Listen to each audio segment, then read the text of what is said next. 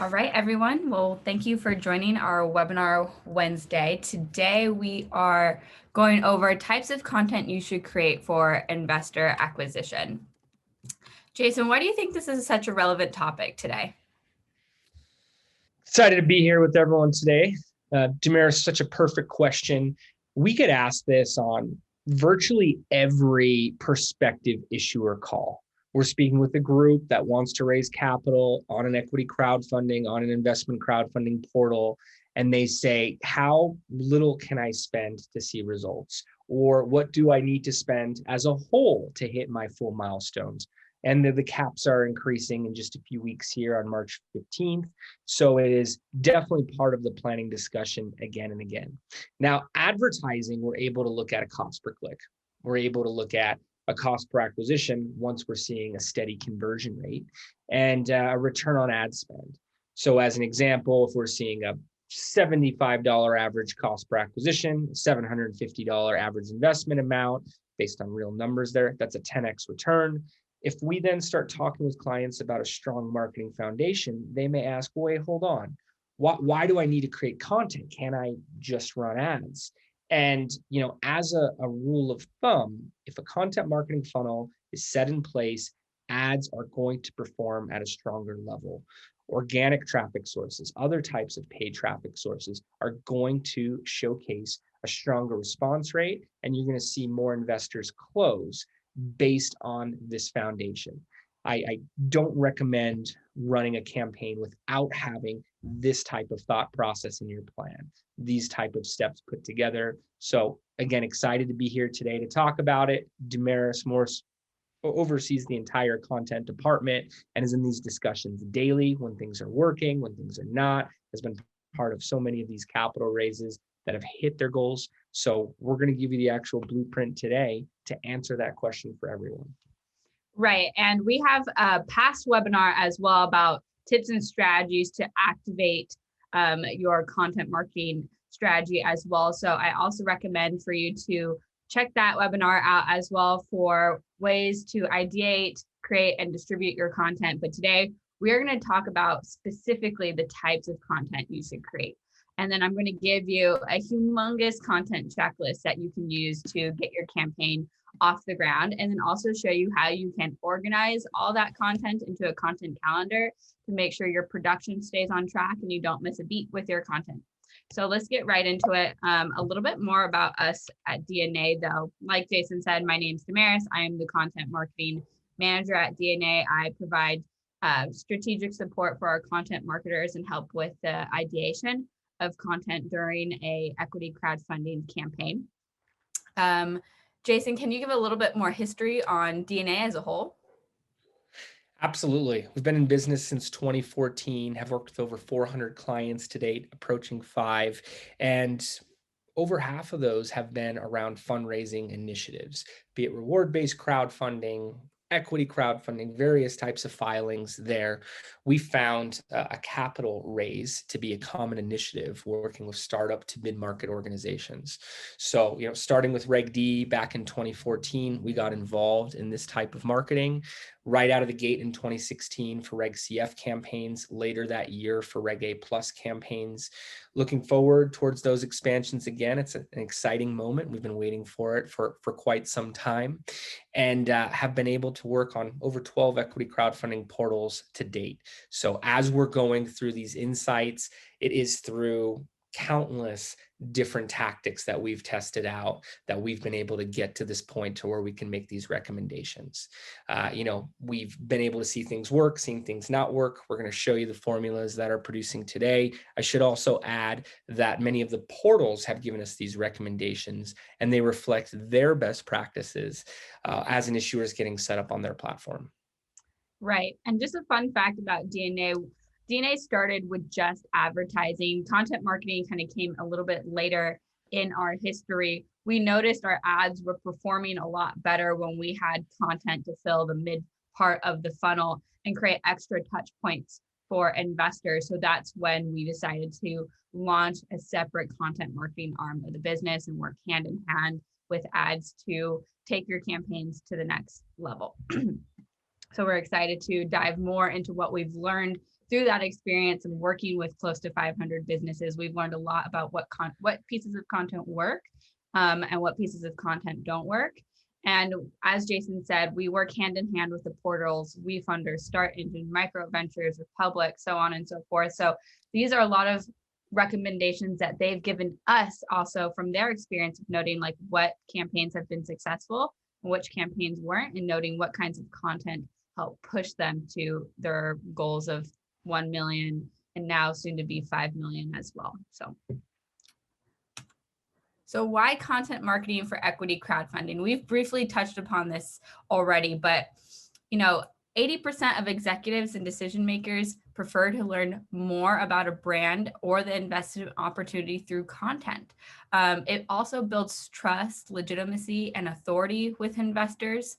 Like we mentioned already, it takes about 7 to 13 touch points for a conversion. So even if an investor sees an ad, that doesn't mean that doesn't mean they're going to convert immediately. They might want to follow your social media channels, or maybe join your newsletter, or they might want to read a blog, or maybe they join one of your investor Q&A webinars. It might take all those pieces of content together and then maybe a retargeting ad to finally push them off the fence into conversion. Content helps conversion in that way. Again, by providing those touch points, you can improve your conversion of your retargeting ads almost to 6x. And then it improves social sharing. We talk a lot about third-party validation at DNA.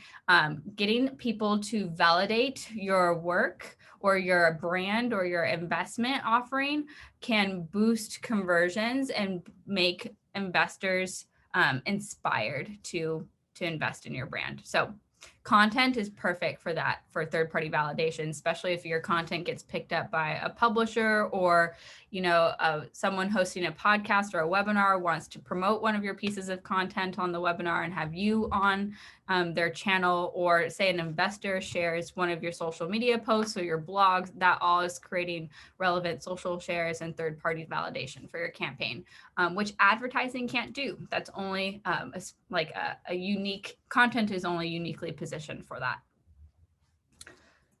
Absolutely. Right. And I like using offline, online comparisons. You wouldn't expect to go into an investor meeting and get a completed payment on the first discussion, at least not the majority of the time. So look at these digital channels as a reflection, as an extension of your offline efforts. It's not a game of checkers where you put an ad out there and then you jump and see a conversion. That's not typically the case. It's more of the 7 to 13 touch points, as Demeris is pointing out there. And we can have retargeting ads running again and again, but it's not the same type of user journey, prospective investor journey, roadmap, as if they're being presented with this thought leadership you're producing and all of these third-party validations, and just very active channels that reflect the valuation you're putting on your brand. We want to make sure that's consistent across the board. And that's why this plays such an important role to nurture that investor entrance to the finish line. Exactly. And content is amazing because there are a lot of opportunities to get creative and a lot of different channels to utilize in content. Some channels work better for some brands than other brands. So with content, we have to be willing to be flexible and to, like we say, test, optimize, and scale. However, we do see these following 5 channels perform really strongly during an equity crowdfunding campaign. So email, newsletters, and drip campaigns off the bat is the most personalized piece of content you can create. It goes direct to an investor's inbox and gives them directly the information that they need to stay updated on their campaign. It has some of the highest conversion rates and the highest click-through rates. And that's because, when an email goes into your inbox, it stays at the top. There's no algorithm sorting your emails based off what you look at and see the most. It's just there based on when that email was sent. So it has some of the highest click-through rates and impressions, so to speak. And then a vlog or a blog is really powerful. Video is so important. So the more video that you can create with your campaign, the better your campaign is going to perform. And on those videos, the founder needs to be the forefront and the face of the brand. The more the founder can get on video, and even just a little low production video on their phone, just updating updating investors and the audience as a whole on the campaign, or even, the product updates or business updates, is going to perform really well. Webinars are doing really well right now in content. Even Micro Ventures makes sure that all of their platforms or issuers host a webinar during the raise. It's a requirement, and I feel more and more platforms are going to start requiring it as well. However, if you're not working with Micro Ventures, that doesn't mean that you can't host your own webinar, and we'll show you what kind of webinars we recommend to host during your campaign for your investors or potential investors. Social media. Now, you might not think that social media is super relevant for an equity crowdfunding campaign. However, a lot of investors for equity crowdfunding are everyday investors. They're not necessarily accredited investors. And the everyday investor, like you and me, we like to do our due diligence by checking out social media. These days, we consider social media with authority and relevancy. So if you're not on social media, then why bother? Like, you're not as legitimate, essentially. So you have to have some sort of social media presence to show legitimacy. And then the last one is raise page updates. So not every platform has the opportunity to post raise page updates. However, a large majority of them do. This is where your warmest audience lives. They can follow the campaign and get direct email updates every time you post a raise page update. You want to be using this like a social media channel and repurposing and promoting all of your content, any blogs, vlogs, webinars, podcast appearances, any new press or an article in Forbes. You want to push all of that on the raise page to show a lot of traction with your brand and show that your brand is gaining more awareness to your investors. So we're going to discuss these 5 types of channels. Jason, you have anything to add to that? As you mentioned, we're going to go deep into each one of these, but really want to point out at this part of the discussion that they all go hand in hand. The email points at the social content and the webinars, and everything is part of that user journey that the investors are going through. Right. They all do work hand in hand, and you can certainly take a larger piece of content like a webinar or a vlog or blog and like break that up and repurpose it into smaller social media posts, or promote your webinar through a series of drip emails, 3 or 4 emails to promote your webinar. So, right, like you said, they all work hand in hand. It is an ecosystem, and that's why we create the calendar to plan it out and to make sure everything is working in coordination. So let's talk about the themes for content for equity crowdfunding.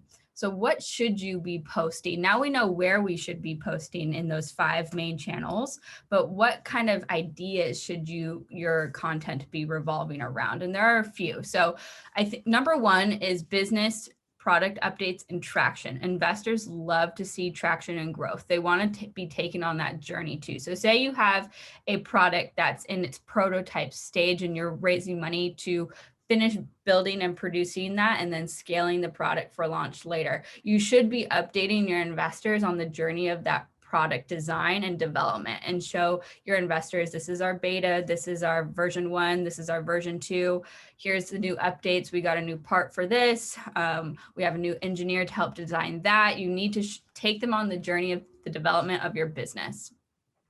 Second most important are raise milestones. You want to update investors and an entire campaign on how your campaign is doing. We just hit our minimum of 25K.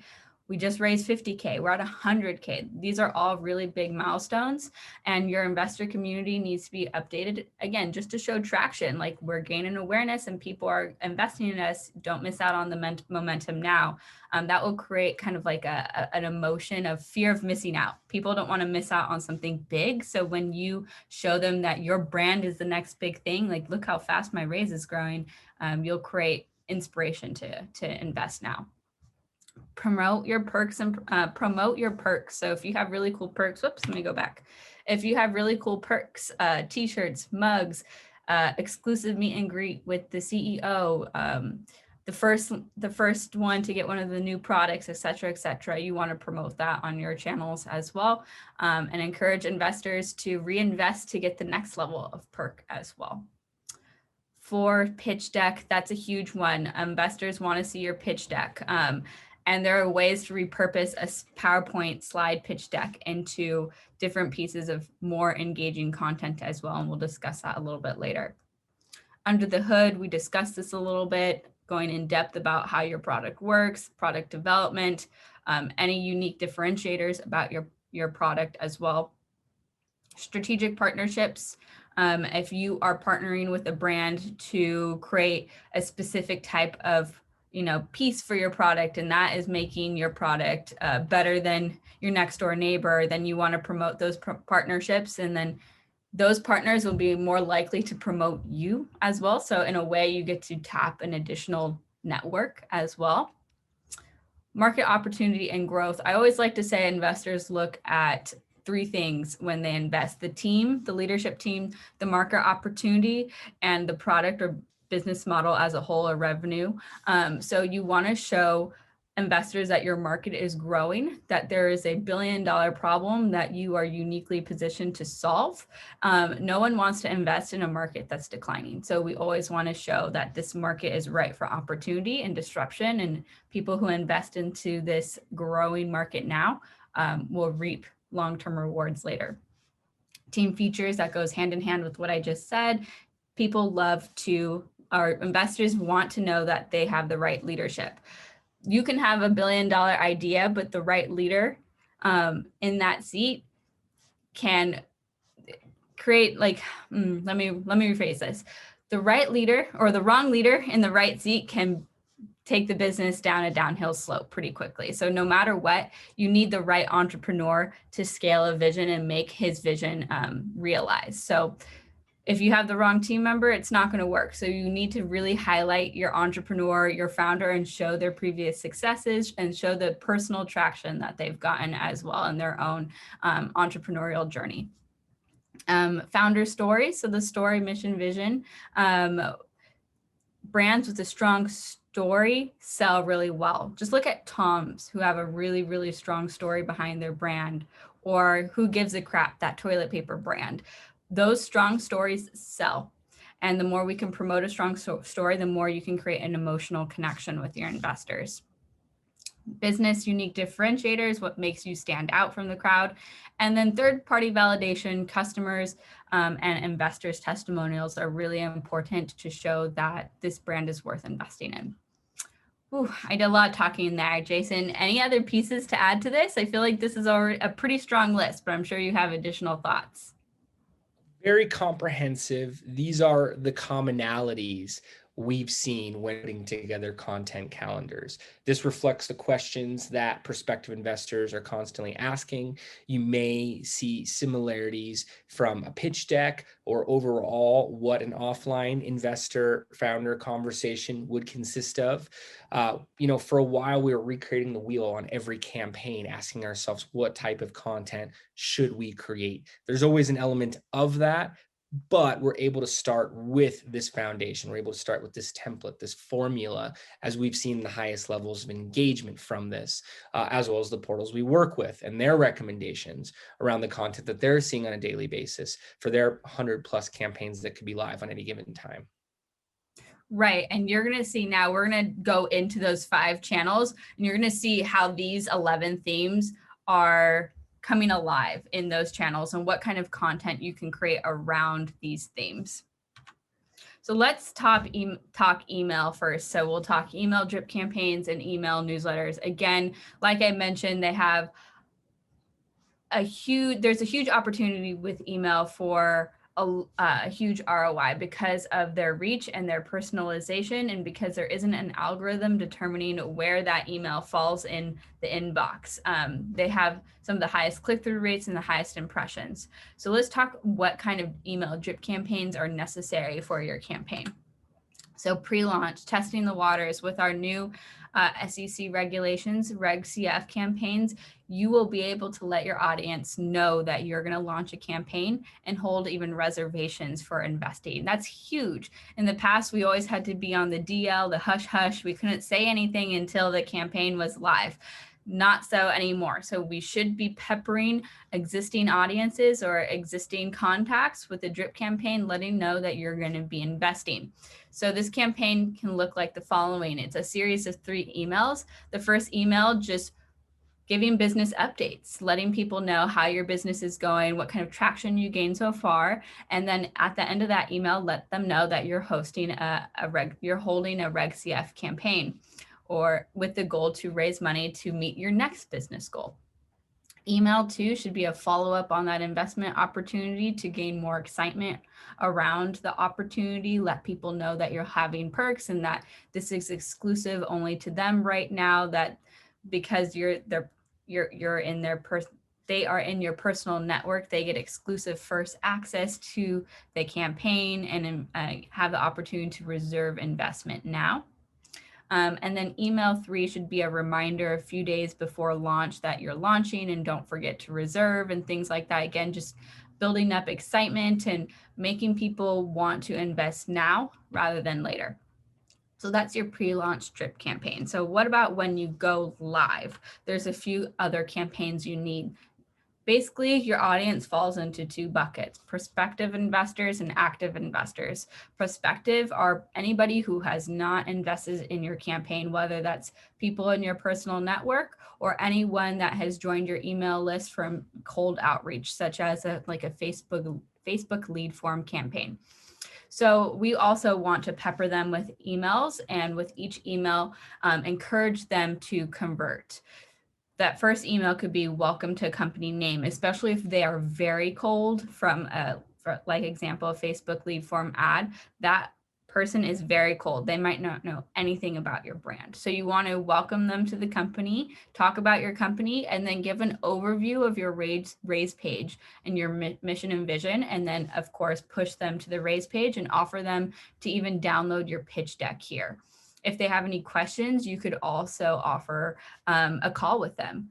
Put your Calendly link at the bottom and say, well, if you're interested, just hop on a call with me. I'm happy to discuss the opportunity with you one-on-one in person. Email 2. So say they still don't invest. Maybe they download your pitch deck, but they don't invest. They don't reach out to call you or anything like that.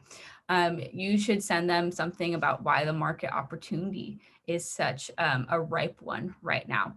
So break down all the statistics and all the numbers, why the market is positioned for long-term growth and why your brand can give them long-term ROI in the future. This is also a great place to promote a blog. If you've written a blog about this or anything like that, you could promote that kind of content here as well. The last email should be focused on the brand and their unique differentiators. So whatever differentiates your brand, your business in the market, you should really hone in on those and why those unique differentiators will make sure your brand succeeds, essentially. Jason, anything to add to those 3? I think the prospective email list is so important because we are trying to convert people down farther into the funnel. Just that it takes multiple touch points. There's an old stat I used to reference on how most salespeople, to take it to a sales dynamic, don't follow up more than once. A small percentage do past 3 or 4 as a whole. Meanwhile, most transactions are occurring somewhere between conversation 7 and conversation 12. So we've worked on email drips that extend past this. We're setting up these other channels to account for those additional touch points to happen, whether it's the retargeting ads, whether it's the platform updates, perhaps one of the social channels, want those additional touch points to be happening there. But I've heard from founders for years, I sent an email to my first degree connections. They're done. We need new audiences. When we've seen larger drips produce more results from them. Then taking similarities, as you're seeing in the prospective investors list here, to that funnel, being able to drive new prospects through there, from advertising campaigns from various traffic sources based on an affinity for the industry, based on investor appetite, and also being able to take our first party data, historical investment crowdfunding backers to this funnel as well too. We want to be careful about when we do that. We don't want to take them too early. We want to be able to show enough traction. But by having this road existing, you're going to see a much stronger response all the way through.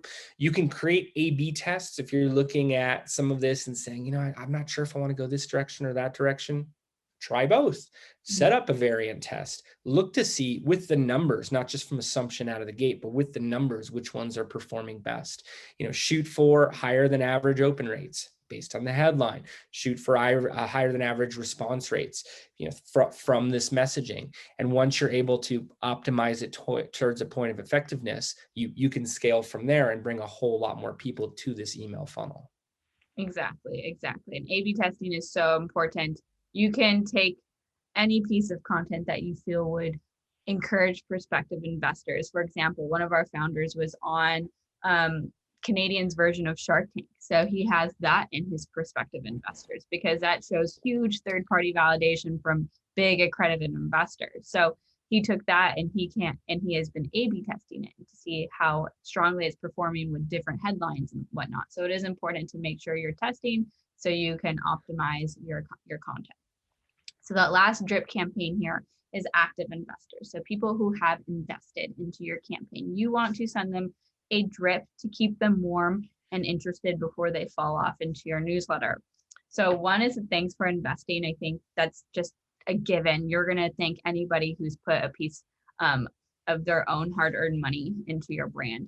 You also want to lay out what they can expect now by joining your investor community. So how you're going to communicate with them, your business roadmap, et cetera, et cetera.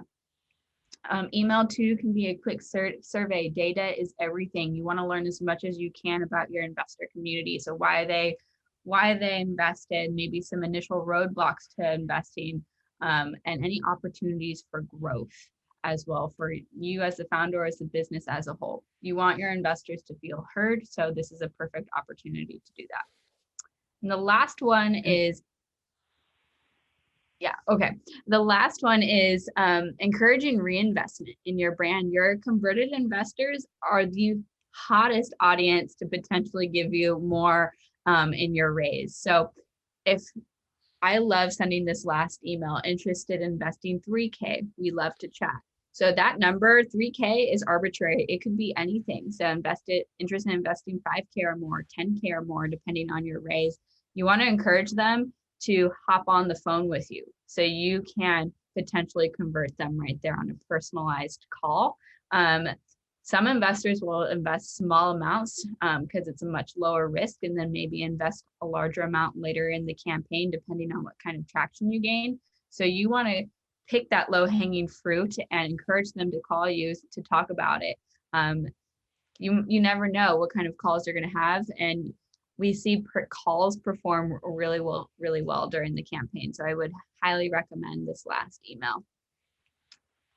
Moving? Absolutely. And we've seen some of our clients work with IR groups, investor relations, and they'll get on the phone with new investors, active investors, and talk to them about these same points. We worked on a Reg A Plus campaign for a cannabis company, and their minimum investment was $420.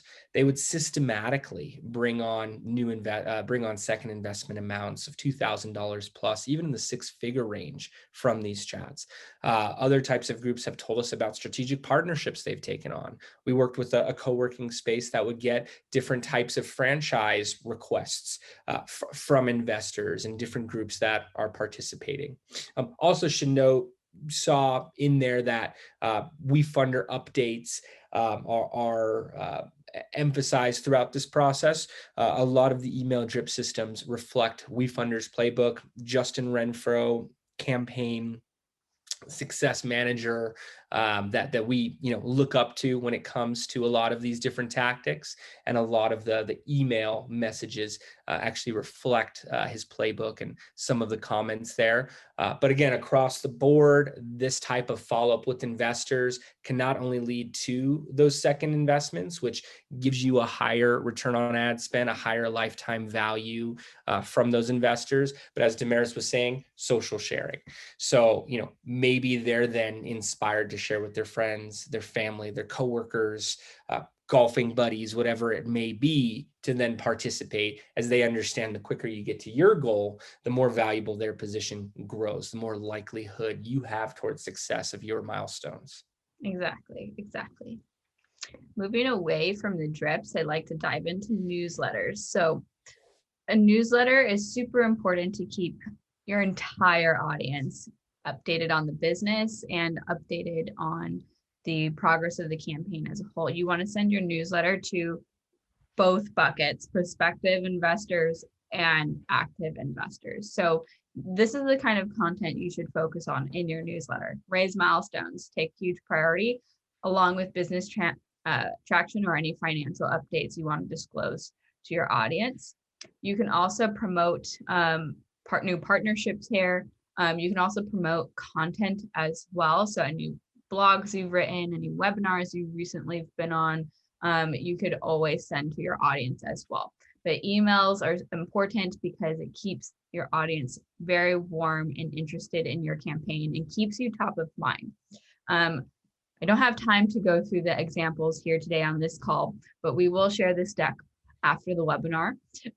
So I really highly encourage you to check out some of the examples we have here for you. These are examples from past campaigns we've worked on. We have removed the company name and information for privacy purposes. However, the structure is still a great example to show you what kind of emails you should be writing during your campaign. And highly encourage you to reach out to do that. I wish we had this years back when looking at what content to model out. We do this to share insights. We hope to see larger success industry-wide from these recommendations. So definitely would point towards that and say, dive in. Yeah, exactly. The next piece of content I want to discuss are webinars. As I mentioned, this is an upcoming channel for equity crowdfunding. However, it is performing one of the strongest as it's very personalized. As you can see right now, you get a chance to hop on maybe with the founder and discuss any questions or concerns you may have, learn more about the business model, watch them promote or present their pitch deck live. There's tons of opportunity with webinars. And like I said, even one platform, MicroVentures, requires that all of their issuers have an investor Q&A or an investor panel webinar during their raise. So let's talk about what kinds of content or what kinds of webinars you can have during your campaign. So there are 4 types here. First one is an exclusive meet and greet with the team, the founder.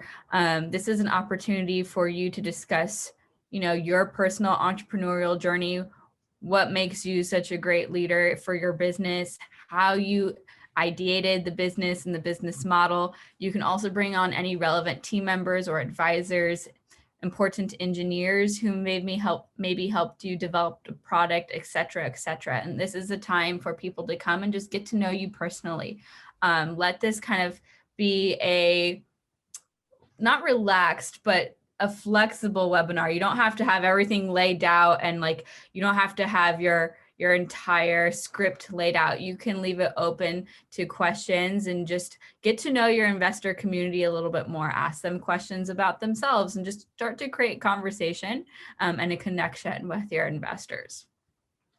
The second webinar I recommend is doing an under the hood of your business or product. So this is featuring your entire product line, product developments, or your business model, how it works. You want to go into unique differentiators, give updates, and really showcase how it works and why it's unique to the market and how it's positioned to disrupt the market as well. Again, bring on anybody who would be applicable to this, such as engineers or product designers, et cetera, et cetera. So they can talk about the product in even more depth and can answer any pertinent questions. The third webinar you can host is an investor interview. Now, this is a strong webinar to host, especially if you have a lead investor who's been advocating for your campaign. You can have them hop on a webinar and then prepare about 5 to 10 questions you feel investors would ask. Then you can go on and ask those questions to the investor. This is all about creating third-party validation.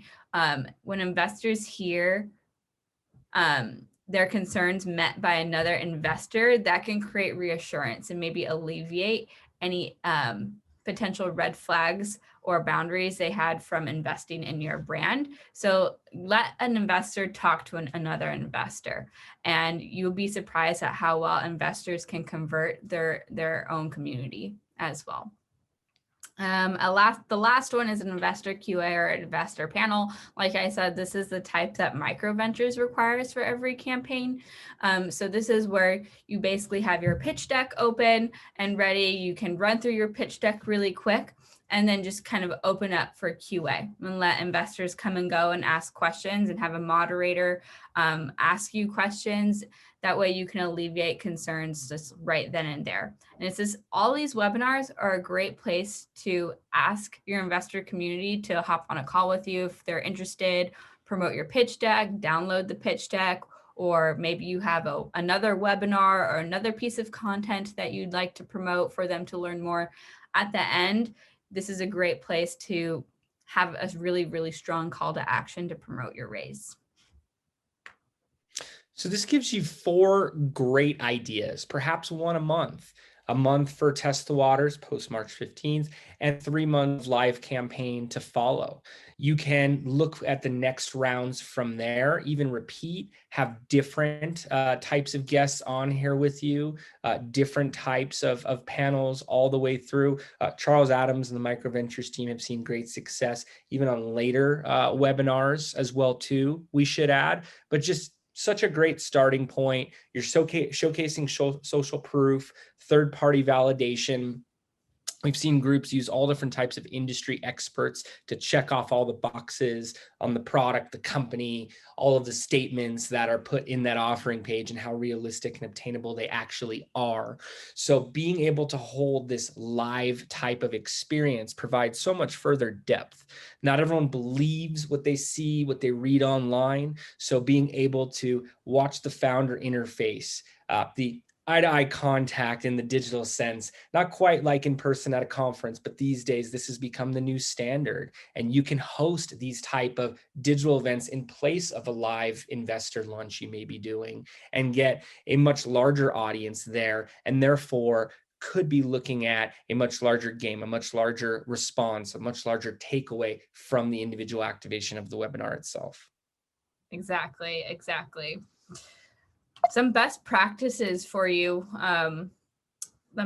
You can review these slides later on your own time. They're just kind of going into depth about each type of webinar here, but I feel I've already talked about them and explained them a little bit.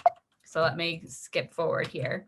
So some best practices for your webinar: to promote it on social media, email, and your raise page. Run a practice session the day before or 30 minutes before to make sure you work out any potential kinks. That way your webinar runs smooth and stress-free.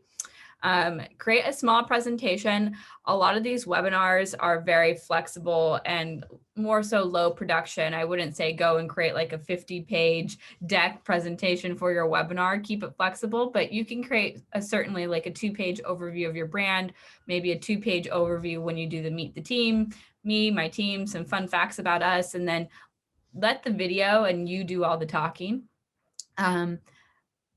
And then, of course, I would add here as well, have a strong call to action at the end. Utilize that live time to ask your investor community directly to download your pitch deck, go to your raise page, or schedule a call with you to learn more about the investment opportunity. Absolutely, and less can be more here. So as Demeris is saying, don't do a huge document.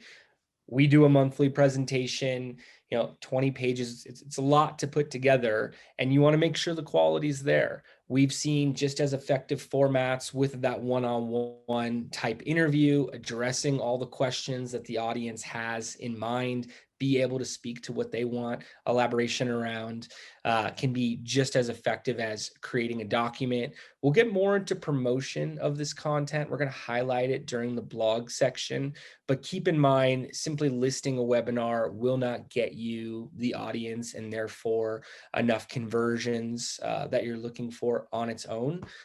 Email coupled with these other content channels, then amplified with advertising, could get you a much larger turnout. Right. Talking about promotion, we're actually diving right into that a little bit right now with social media and raise page updates.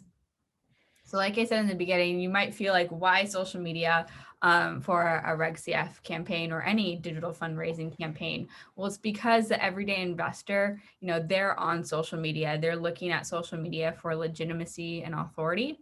And it's also a great place to create an extra touch point and keep people updated on the campaign, especially if they're not in your email newsletter. And then raise page updates, absolute must. Again, that is your warmest audience, investors. It's like a specific social media channel just for investors. So look at it like that.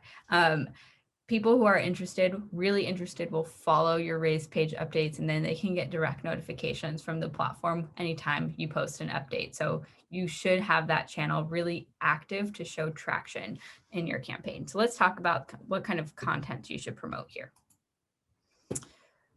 So pretty much all of those themes that we discussed in the very beginning: meet the team, product updates, business updates, relevant milestones in your raise, press features, any blogs, webinars, podcasts, speaking events you've been to should all be promoted on your social media and your raise page. So some best practices for social media: keep them active. And post to the channels that are relevant to your business. Not every business is going to be ideal for, say, Instagram. However, it might be more ideal for LinkedIn and Twitter. So you want to keep those relevant channels active. Post around 2 to 3 times a day. During our campaigns, we post 5 times a week. Post 2 to 3 times a week. During our campaigns, we post 5 times a week. Again, promote any larger pieces of content to social media, like your webinar, blogs, speaking events, podcasts. You can certainly break up those pieces of large content in a technique I called splintering, and create smaller pieces of digestible social media content. And that way you can promote one large piece of content multiple times on social media. It's not just going to social media, posting once, and then that's the end of its shelf life. You can extend its shelf life by breaking it up into smaller chunks. Use a link tree for Instagram. Instagram is a funny platform. You can't post click-through links in captions. So, you want to promote your raise page, but you're going to have to direct people to the bio. So with the link tree, you can actually put a lot of different links there. You can do your raise page, your most recent webinar, your most recent blog, et cetera, et cetera. Definitely leverage social media bios. Those are huge real estate for places to promote your campaign. Same thing with any banners. So if you have a link, if you're on LinkedIn and Facebook, which you should be, you should use those banners to promote your investment opportunity or to learn more. And utilize your investor acquisition content themes. Like I've mentioned, go through that list of 11 themes and see how many pieces of social media content you could create. So pretty much any large piece of content can be promoted on social media. Anything that you would post on your raise page should be posted on social media, so on and so forth. And to add to the raise page best practices before shifting over to social media, the platforms pay attention to those updates. In fact, Start Engine will actually review the updates from that week and select the most meaningful updates to their larger investor audience to promote in their weekly email newsletter. I can tell you firsthand that when you're featured in their weekly email newsletter, generally around hitting a milestone, you get a lot of visibility, which generally results in a strong day, perhaps several days of higher volumes of investments. So it is definitely part of the strategy. Similar types of practices on various portals as well. moving to social media and, definitely similarities, I would want to point out that when you're working on the strategy, and you could go back and look at some of our past strategy webinars, both for 2021 and equity crowdfunding as a whole, you want to really map out where your target audience is, as well as your competitors. So if your target audience is on Instagram, you should probably have a presence there, because if they begin searching around, if they're doing their own investor due diligence and you don't have an Instagram page, you don't have an active Instagram page, what is it going to say? One of the content marketers on our team actually said they don't Google brands, they search them on Instagram and see what they're all about from there. Being able to look at Instagram as a search platform is very interesting and something to map out. And then, just finishing up with the competitors there. If your competitors are on a channel organically, if they are on a channel with advertising, you should probably have a presence there. You should map out a test, be able to optimize it to a point where it's working or not. And if it's delivering for you, scale it. So that's something I would just want to really scream out about channel selection. Don't just go with the channels that you like as a founder, where you go to on your phone. Really seek it out by where your competitors are, and more importantly, your target audience. Right. Let's talk some of the essentials for social media as well. Like I said, definitely utilize those 11 content themes and repurpose them. But here are some of the top performing and what you should consider when creating your raise page updates and social media updates. I can't emphasize video enough. Video, video, video. The more low production video you can shoot with the founder being the forefront or you being the forefront of your brand, the stronger your campaign and that content is going to convert and engage your audience. People like to put a face to a brand name. Why do you think Amazon, Microsoft, Tesla are such strong performing businesses? It's because they have a very present and prominent brand leader behind them. We can all name the CEOs of those businesses. You should be doing the same for your brand. So video, as much video you can create. And like I said, this doesn't have to be high production. This can be low production, just on your phone, on your iPhone, on your computer, as long as your lens is clean, you have good lighting like I do, and you have a stable tripod where your camera is not going to shake. You can create something really powerful at little to no cost. So here's what videos you should definitely be creating: a pitch deck video. So it's different from your campaign video. This is just you very quickly in 1 minute to 2 minutes running through your pitch deck. Investor advisor testimonials. So apologize, my dog is barking. Just let me mute myself for a moment. He wants to get a word in there too. These are powerful tactics. Video is the most engaging form of content in many regards. And that's why we've been able to see such high performance from social posts involving the video content. Yeah, exactly. So as much video as you can create, like I said, pitch deck video, investor advisor testimonials. Again, your investors, your lead investors, just hopping on a quick video, just saying how much they love your brand and why they invested. Those will give you a lot of traction and great fodder to promote in your email as well. So definitely as much video as you can create. Let's see what other kinds. So raise milestones. Very easy to hop on your phone and say like, hey team, hey investors, we just hit 25K in our raise. We just hit the minimum. Here's what that means. Or we just hit 100K, and just create more excitement and just be very prominent and face forward in your brand. Business product updates. So if you, a huge milestone in your business. I remember for one campaign, they were waiting to get approved to franchise their business. That was a huge part of their model, was being able to franchise different locations. And the founder, when that paperwork finally was approved and went through, he hopped on the camera and told his community, hey, this is like a big milestone for us. And that gained a lot of attraction. He had some really strong responses from that video. And any webinar promos or clips letting people know that you're going to be on this next speaking event, or you're going to be on a webinar, or I'm going to host a webinar, et cetera, et cetera. This all just creates personalizations and makes your investor community feel that like they know you. And again, the leader is one of the number one reasons why people invest. So if you can show that you are a forward-facing, trustworthy, confident, strong leader on video, you're going to create a lot of trust in your brand and encourage investors to invest in you as a result. Absolutely. And we showed an example back there of Rad Intelligence. Jeremy Barnett, their leader, their CEO, their founder, did an impeccable job at this throughout their WeFunder campaign. Did about $1 million in a 2-month window of time, was showcasing the webinars.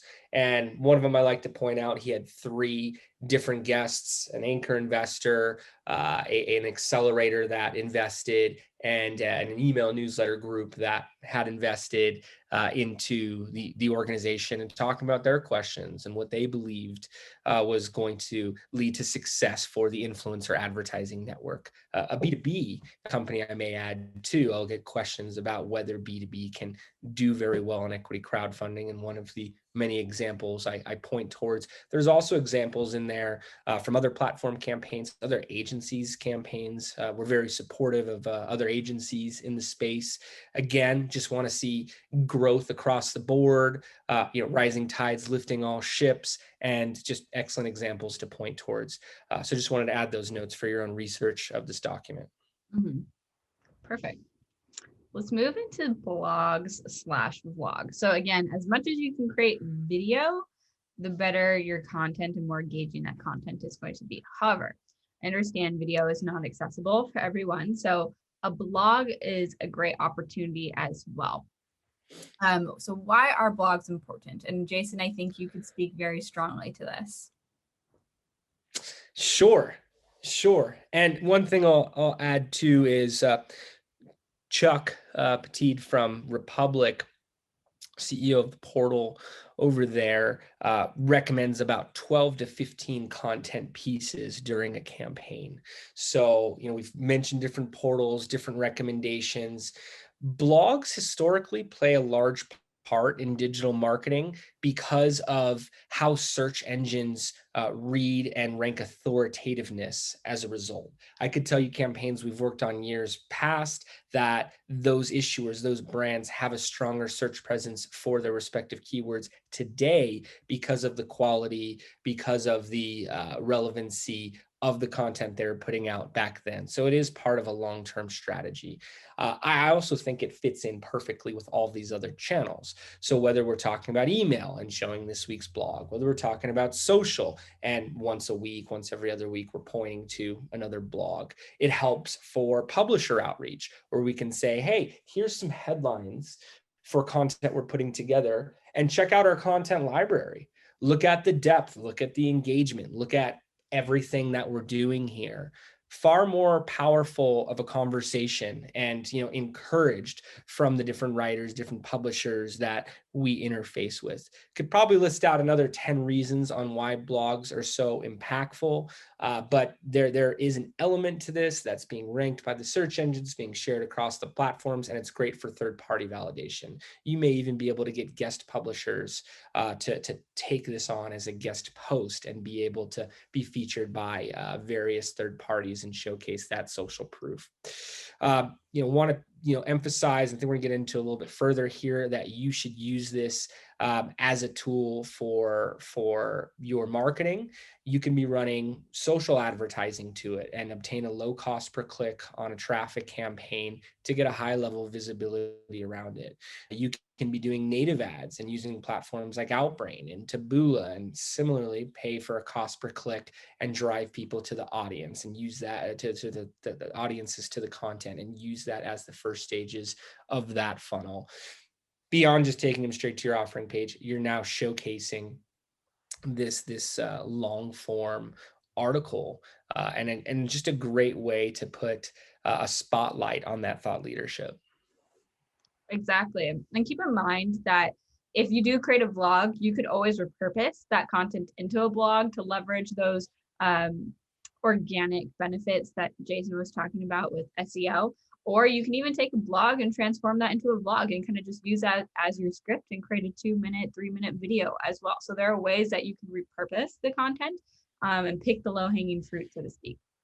So the type of essentials that you should create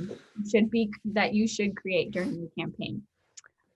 They go in line with those 11 themes that we discussed in the beginning. So your founder's story, mission, and vision. And I've listed a few examples in each theme, examples that DNA has worked on and written for clients. These are all live on their blogs. Investor testimonials. Repurpose your webinar. Like I said, take the low-hanging fruit. Take your webinar video and repurpose that into a blog post. Any product or business updates, and any industry thought leadership, especially discussing the problem, the billion-dollar problem that your brand is positioned to solve, is really, really important. And then any unique differentiators around your brand, or any pieces of content that would really highlight your business model, are all going to be important. So again, I would leverage and look to these 6 types of content for your blogs and vlogs as well. So we're coming to the end here. We have 6 minutes. I think we're going to go a little bit over the 11 o'clock mark. So anybody that can stick around, I recommend to do so, but I understand if you hop off. Or in these last few minutes here, we're going to look through a content checklist that I put together for you guys, and then also how you can organize all this content into a content calendar. But if you want more content calendar tips, organization ideas, and I definitely recommend to look at our first content webinar, How to Become a Pro Content Marketer During Your Campaign, where I dive into that a little bit more. But let's check out this equity crowdfunding checklist that I put together for you. And you can have access to this. This is free for all of our community. We're just laying out all that we know on the table for you guys. So we'll give this deck to you after, and then you can click the link and come here as well. So I took today's webinar and kind of compiled it all into a massive checklist of all the pieces of content that you should create during your campaign. So going through those email drips that we discussed, the pre-launch, prospective investor, and active investor email drips, email newsletter, raise updates, and social media posts. They all kind of coalesce into one because you could repurpose all this content into these 3 different types of channels. So your video pitch deck and your investor advisor testimonials. Raise milestones are huge. Any fund disbursement updates and perk disbursements updates. Business updates and product updates, such as your quarterly financials, the progress of your business roadmap, any new progress, new location updates, new team members or advisors, etc., etc. Webinar promo. So if you do plan on doing a webinar in your content calendar, you should create your webinar promos ahead. So you could do that into 3 different groups, and you can put all 3 on those 3 different channels. So like you're invited, a reminder, and like today's the day, encouraging people to come right now while it's live. And the last piece is new press or your blog, podcast, or webinar content. So repurposing those bigger pieces of content, like I said, into these smaller channels such as social media, your email, newsletter, and your raise page.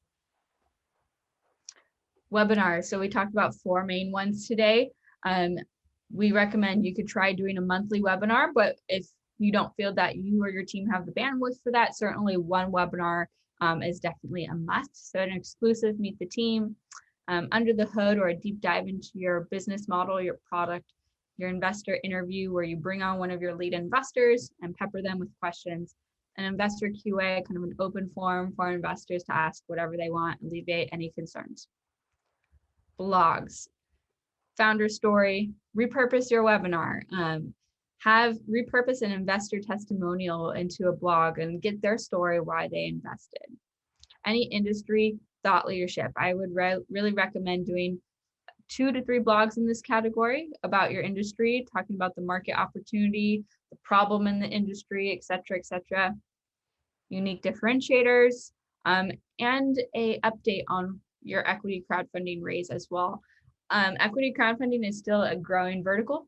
So some people don't really know what it is still. So if you're hosting an equity crowdfunding raise and trying to convert existing customers who may not know what that is, a post about equity crowdfunding 101, just breaking it down for them on what that means, could be a great piece of content to promote even in a drip campaign for an existing customers campaign or something like that. So that is our checklist. Again, like I said, it's free. It's accessible through this pitch deck, which we will send to you after this webinar. And this is the exact model that we use for our live campaigns and are producing millions of dollars a month with this type of formula. So again, wish I had it available years back. Would definitely utilize this, reformat it, edit it to your own needs, but use this as the starting point, as this foundation is designed to convert investors at a level of industry averages or higher. Exactly. And this checklist is modular, expanding. You could take this and, like Jason said, tweak it to your own needs and to your own business as well. Every business is slightly different and every channel works slightly different. So use this as a starting point, kind of like the groundwork, and then tweak it to your needs. Let's look at quickly how you could potentially organize this now, because now that you know all the ideas and things that you should be creating, sometimes activating on that and organizing it could be the hardest step of making it all come to life. So let me show you a quick example. We use Monday for everything. So I'm actually going to pull up the Monday board here as well so you can get a better view of my screen. Just give me a second. As you can see with the color coding, Monday really gamifies assignments and shows you exactly where you need to put the attention. We're able to use this and assign to team members with different timelines. It lets us see everything that's going on, and we've received a very high response, a high positivity rate of clients by using this as well too. If we have a Google spreadsheet and a bunch of emails, it just doesn't have that same type of anchor for the organization that this project management platform does. We've tested others. This is where it's at. Yes, and I'm a huge advocate for Monday, and we organize all of our content calendars in Monday. So this is a view that you could use. You could organize your content calendar however you want in your project management system. This is just something that I've seen successful before. So we take the month and we break it up into individual weeks, and then you can plan out each individual piece of content that you plan on promoting that week. So with a campaign going live, you're going to want to promote in your newsletter to the entire audience that you're live and create 5 social media posts or how many social media posts around you going live. You're also going to want to set up your drip campaigns at the very beginning of your campaign and get them live and up and running to go then work the entire time while you raise. Then week 2, you're going to see exactly those pieces of content you're going to create. You're going to write a blog in week 2 and promote it. You're going to do another newsletter. You're going to continue your posts on social media. You can also repurpose your newsletter or social media post to raise page updates. So you can certainly create another channel here and track your raise page updates as well. Maybe week 3, you do a webinar. You plan out the webinar here.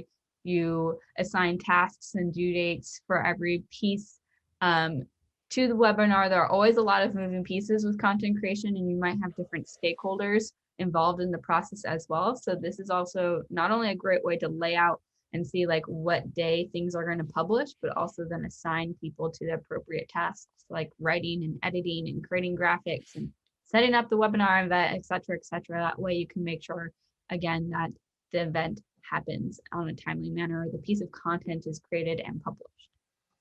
Then lastly, week 4, you can see here, maybe you promote your webinar, you break it up into a clip, you do another market opportunity post, you're going to publish another blog, et cetera, et cetera. So this is a great way to, again, make sure that you're planning out all your content strategically, assigning dates, and then assigning the appropriate stakeholders to the action items to make sure that your content is being created and not missing a beat during your campaign.